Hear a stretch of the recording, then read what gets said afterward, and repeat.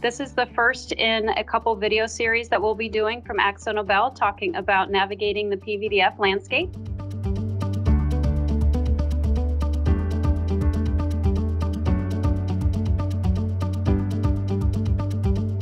I am Tamara Toth, Regional Product Marketing Manager for AkzoNobel in North America for Coil and Extrusion coatings.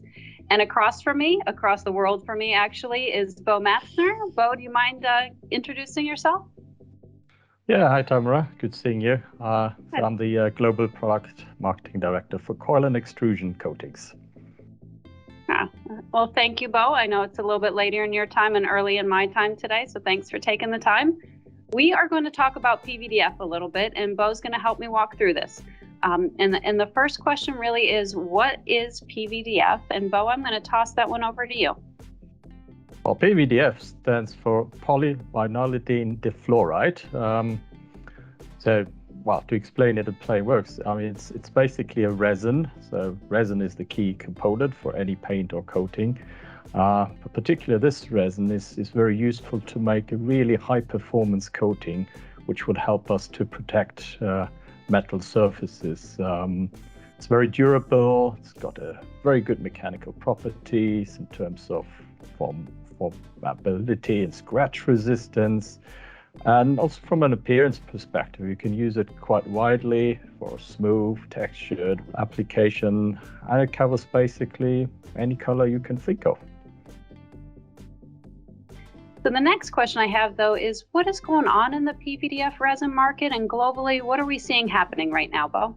Because it's such a good material, it is also highly popular for various other end users, like solar panels and the battery market. And probably what's different to maybe you always have these kind of supply and demand patterns, but these are two markets in particular which just happen to grow a lot. So there's high demand in an already stretched supply chain, and it also means that costs have gone up quite significantly lately. Are we going to see that trend continue outside of 2022 and in the future, Bo? What do you think? Well, first of all, I think the situation is better now than in 2021. I can clearly see a lot of our colleagues have been working with suppliers to make sure we have the volumes. And to some extent, when demand for a product is increasing, suppliers do want to meet that demand, so they take actions to increase their capacity as well, and that is what is actually happening right now. So we do see some new capacity being built up, so that's very encouraging. Equally, while we do know that the demand for the electric vehicles market will continue to go up quite a bit.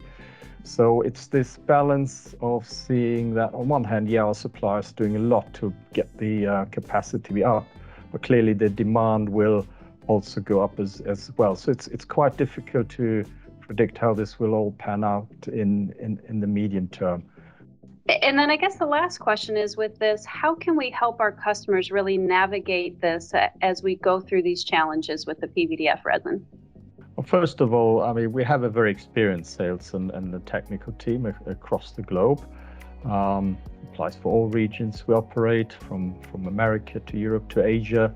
So we want to actively engage with all our customers and provide basically decision support, when to use which material, and that is will be quite an individual case-by-case discussion. I mean, every customer around the globe has its own needs and requirements, and for some it will mean to just continue using PVDF, and others might say, well, actually for the type of application I'm using, maybe I want to look at alternatives as well and play it safe in a way. So it will be different for every customers. I mean, the key advice is, get in touch with your usual AkzoNobel contact, and of course visit our website and the social media channels we have. Thank you very much, Bo, and we'll be back with you in regards to the technical aspects and talking a little bit more about PVDF. All right, thanks Tamara, talk to you soon. Yeah, thanks, Bo. Bye. Have a good one.